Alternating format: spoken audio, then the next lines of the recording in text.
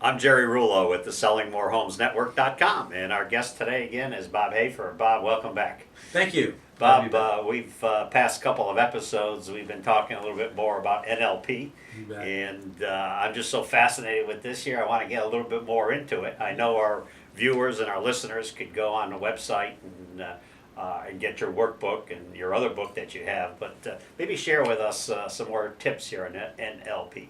Well, the last time that Jerry, you and I were together, we were talking about the heart of NLP, which was modeling.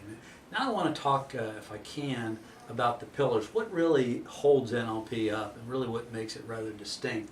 And that's the first pillar is knowing what you want. Unfortunately, Jerry, most people just don't know what they want.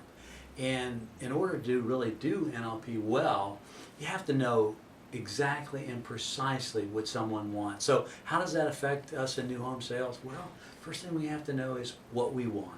You know, interesting enough, a book written by Ken Blanchard says that in his Raving Fans, and he said, first, know what you want.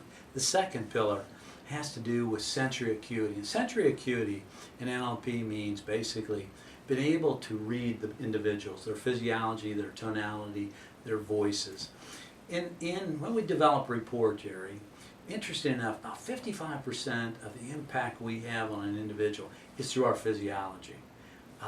38% is through tone, and 7% is through words that people actually use. So when we meet someone for the first time, we can have a sense of how we're doing by just paying attention to how a person looks, how a person sounds, and the feelings that we get. The third, and a very important one, has to do with flexibility. And in NLP we believe this, that if you can do something one way, kind of robotic. If you can do it two ways, now you got a dilemma. Do I do it this way or that way? Third is now you've got choices. And if you have sensory acuity, and if you're not getting what you want, then you have to have the ability to do something different. You know, what did Einstein say? The theory of of insanity is what? Doing the same thing over and over again, expecting to get a different result. Well, in NLP, that doesn't really work. We've got to be able to do something different. And the last thing, the last pillar, has to do with rapport. And what that is really is the ability to generate a response from another person. You can do the first three pillars by yourself. You could understand what you want.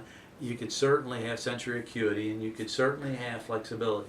But when another individual is brought into the equation and you want to communicate, that's when rapport must come into the part of the experience. Interesting. Great. Well, this has been good. Yes. This has been good.